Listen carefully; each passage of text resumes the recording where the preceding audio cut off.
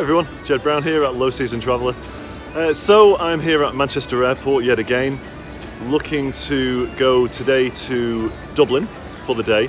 I got the flights for £20, which is a great deal, return. Flight leaves at 8:30 this morning and I return tomorrow morning at 10:30. So let's see what Dublin has to offer during the low season.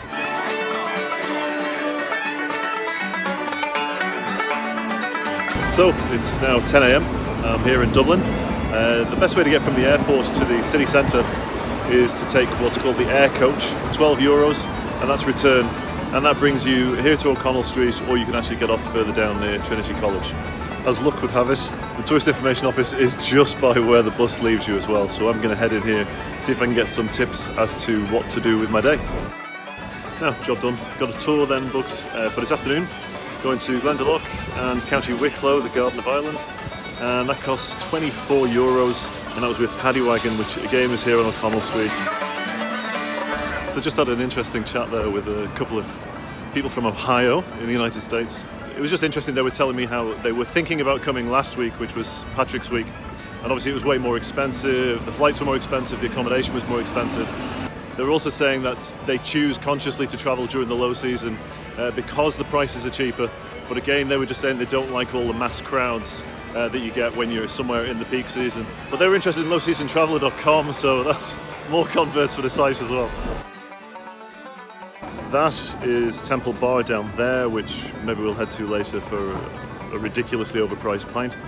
And then if you go further down that way, you can just see the start of Trinity College and Grafton Street. So I've just had a walk into Trinity College, Dublin, and there's guided tours here of Trinity College. But once you walk through, you're in a big open courtyard. It's here in Trinity College where also you can see the famous Long Room and also the very famous Book of Kells, which is well worth seeing. I've seen it a couple of times in the past. I'm not going to see it on this occasion, but really, really well worth seeing if you come here.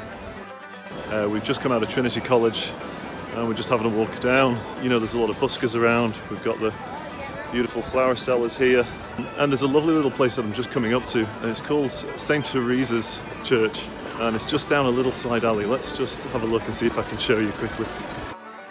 So when you want to get a bit of peace and quiet, for those of you who are inclined, you can nip in and have a bit of an old pray.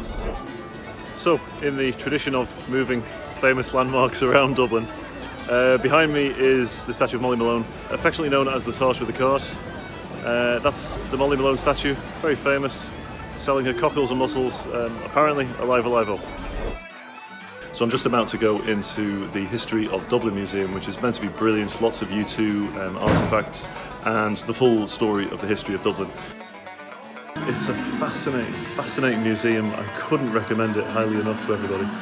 One of the rooms here is everything U2, all kinds of memorabilia that everybody has donated, so all Dubliners donated to this museum to make it happen. Really, it's going to be the best €10 you ever spent if you come here during the low season. Originally, before the spire, the Millennium Spire, there was actually Nelson's column on O'Connell Street, and that is a replica of the column just behind me. You can travel outside of Dublin about half an hour, and this is the kind of scenery. So this behind me is the Sally Gap in County Wicklow, and for me, yeah, if you're going to Dublin, I think to not come here when it's only half an hour away from Dublin city centre would be insane.